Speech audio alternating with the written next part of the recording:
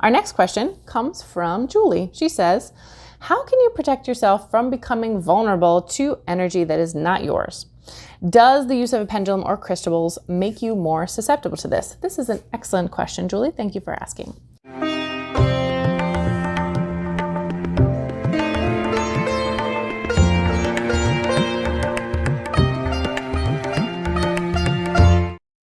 The biggest answer to how can I protect myself from being vulnerable to energy that's not mine? Well, this is a great question to ask on the energetic level, especially in this time during a global pandemic. There's always two ways to see these things and two different approaches. So if we just took energy as just the energetic version of immunity, which is a natural biological function, we can see that some people think, oh, I'm really at risk, like this coronavirus, I have to be really careful. And it is true. I'm not making any political statements about not being careful or wearing masks. All of those things are good. Let's just say outside of coronavirus, in terms of getting sick, people feel like, ooh, someone sneezed in the same room as I did. I have to be careful. I might get sick. I might get the flu. Well, the truth is that two people can be exposed to the same pathogen and one person will get sick and the other person will not. This happens a lot. People have similar exposure patterns for any kind of virus, and some people will get sick, some people will die, and some people won't. So remember, we want to shift our mind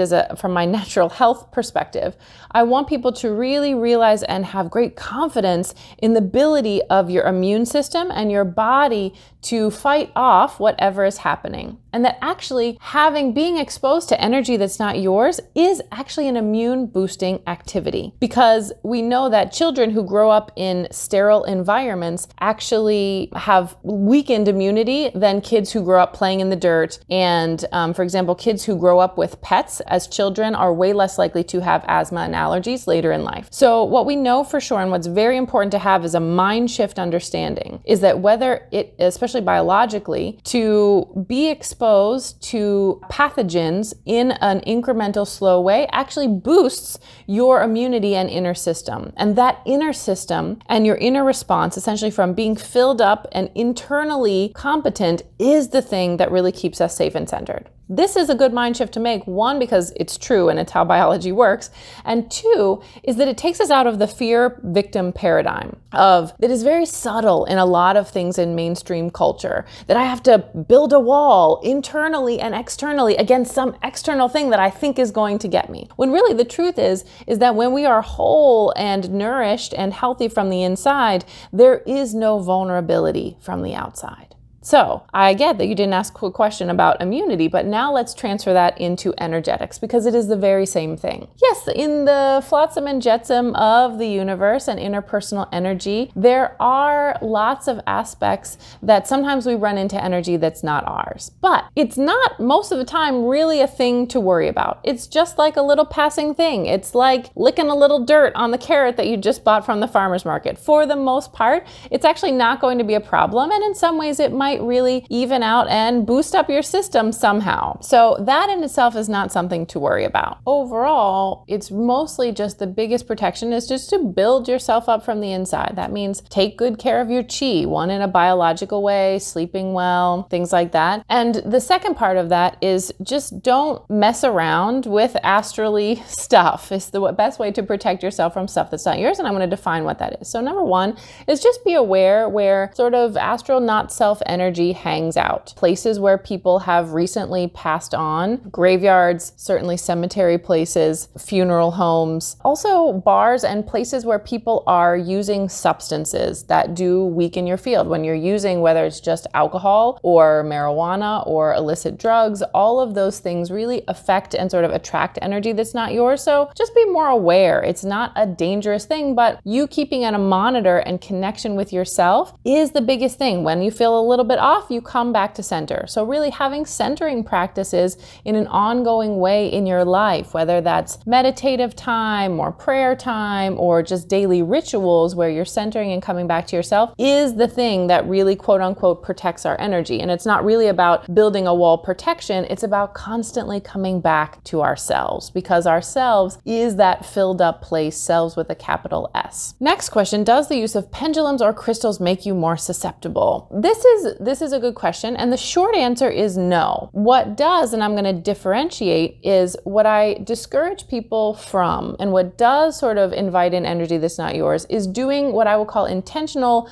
magic-y things, calling on spirits or astral beings, or using practices where you are intentionally connecting to the spirit world. Those things you really want to be careful with. I don't believe that they are demonic or satanic, but you are intentionally engaging with a level of reality and energy that you are likely not trained to. This is also why I'm not a super fan of what I would call weekend shamanism, or dabbling in shamanism, or taking a weekend shamanic course and then messing around in people's fields. Granted, there are good shamans out there. The shamanic, or learning and interacting with this level of reality, is a calling and a path, but it needs to be very in an educated and lineage and dealt with way, because there are pros and cons and dangers and techniques to that, and it's not really something to be dabbled in. Traditionally, in traditional cultures, it was something that you had teachers with, you were in a lineage, you went through a purification personal training process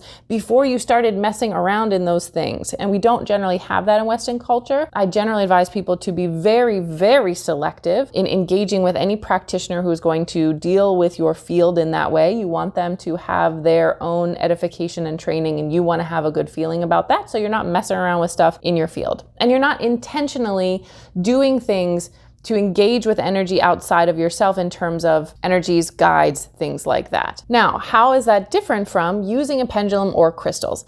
It really just depends on how you are engaging with it. Asking your body questions, using a pendulum for getting a yes or a no, whether that's using your body, or using a pendulum is just, in my mind, an extension, when you're asking yes or no questions, of asking your body a question. It's just manifesting in the pendulum by the way that your hand is silently moving, not moving, below your conscious control. That's a way to see what your body is doing. Using crystals, that really depends on what you're doing. If you're doing some magical type of thing and you're doing some ritual and using crystals to like bring in or call in certain energy, that might be something that you maybe don't want to do. But just having crystals around, or holding a crystal while you're setting an intention, that's not doing anything particularly to intentionally engage. You're not opening yourself up more to anything. The truth is that we are interconnected beings. So this idea of opening yourself up by just being or just thinking about or tuning in with something is not actually an opening. This is the part where folks who are maybe just not educated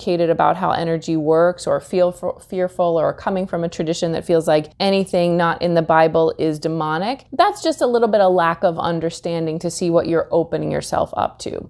In general, opening yourself up means using your strong intention to engage and connect with beings outside of yourself. That is opening yourself up, but notice the difference is with your will versus tuning in with yourself, feeling the connection that is already there. That is not opening up yourself. That is actually becoming aware of what already is. So I hope that distinction makes sense, and ask any more questions. That was an excellent question. Thanks again for watching. If you liked this video, you can check out more of our resources below, and even pop over to our Empath Healer Central Inner Circle membership, where you can ask me questions that I answer twice a month in our live gatherings, where not only do we come together, but you also get small group, one-to-one meeting with others, empaths, healers, and sensitive people, to really find your community in a time where we are really needing connection in deep and authentic ways.